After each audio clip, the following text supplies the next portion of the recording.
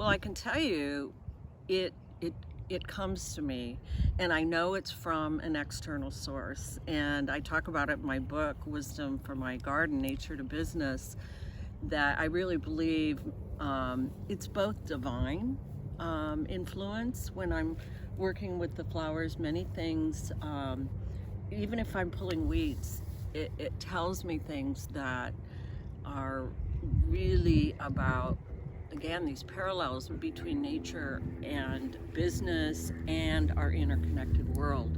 But also, since I wrote the book, really, and dedicated it to my dad, it was the genesis of my writing the book. In roses, for example, which I have another whole garden of roses, if we don't tend to our roses and looking at the entire rose bush, something can develop called a sucker, and it grows out below the root. And if you don't cut that off or you don't address it, the sucker can eventually take over the original group or original rose. Now, I use that analogy to talk about something called the informal organization, which is very important, or it's common in businesses, in any company of any size.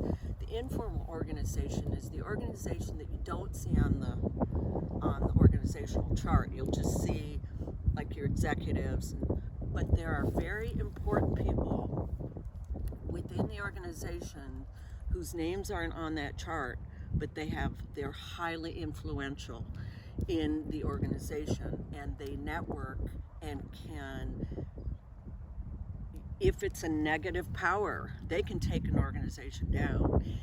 Another example that I always think of, leaders who sit in their offices and have meetings all day long, don't really know the entire organization, from those at the lowest level to all of the levels in between.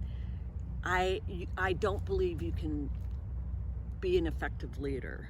And just like I use the analogy of pruning my rose bushes, I cannot just prune the top. I have to go to the bottom. I have to look at every level. If you just start cutting away, you're chopping off important pieces, or you may not be seeing critical things that are at the base or at any other level of the plant. You've got to see the entire picture. I also talk about the areas that you have got to constantly be scanning for, to their risk that have to be mitigated. They can't be ignored. And in the garden, you constantly have to deal with things like weeds and gophers and any other intrusion. In a company, you have to mitigate your risk. You've got to look ahead and create environments before they happen. Like, I put down lots of gopher wire to prevent the gophers from impeding my garden. I didn't do it after they came, I did it before. And there's ways to constantly be mitigating, and I do it all in natural ways, but you've got to look ahead, and you also have to look, there's always a competition. I talk about a competition for land. I believe there's, and this wars since the beginning of time have taken place, competing for resources. And one of the big ones is competing for land, this quest for land. And I use it in my example of all the attackers, let's say, who are trying to challenge the space in my garden. And I talk, once again, it could be weeds, it could be gophers, insects, or just plants that self-seed, that are not weeds. But there's always, and yes, it comes down to a fight for resources. The thesis of the book, Wisdom from My Garden, Nature to Business, is to realize that in order to solve, I believe, any problem, We have to understand the interconnection of the systems, and all the systems consisting anywhere from our ecosystem, the great universe, all that makes up that system, including the systems within the human body.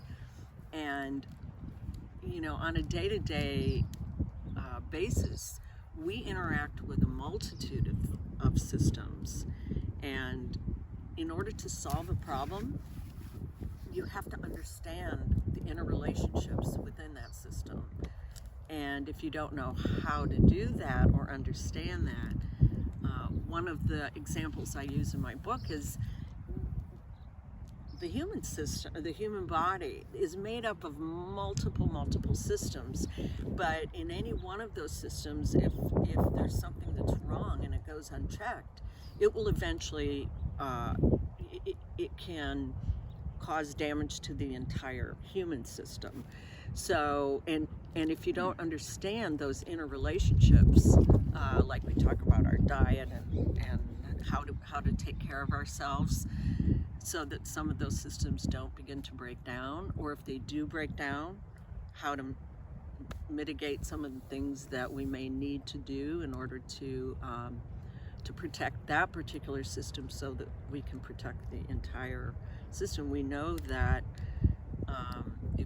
if there's a failure in one part of our body, it can be disastrous or deleterious. So you're saying that same wisdom or understanding of one system can be applied to another system, and this is really where these two worlds come together.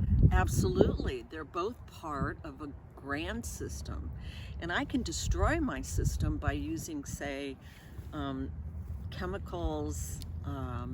We can destroy our system by introducing parts that are absolutely negative to that system. And in a business, that can be perhaps hiring the wrong people. I talk about weeds again. There's never just one weed.